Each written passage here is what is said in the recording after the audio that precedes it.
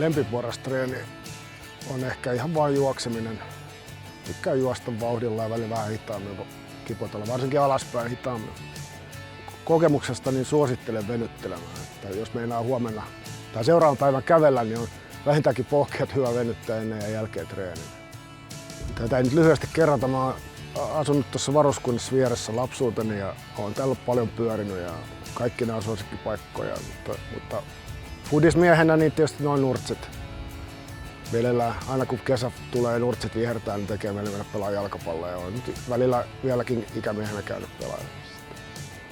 No ehdottomasti tämä urheilukeskus. Täällä on ihan kaikille jotain tekemistä. Ja nyt kun tätä on niin kuin satsattu nämä portaatkin vielä, näitä voi vauvasta vaariin käyttää. Tässä on alhaalla leikkipaikka ja täällä ylhäällä on kuntoilulaitteet. Kaikki muut harrastusmahdollisuudet täällä. Tietenkin Tuusojärven ympäripyöräily ja on siellä soutuveneitäkin vuokralla kunnalla. Tekemistä riittää.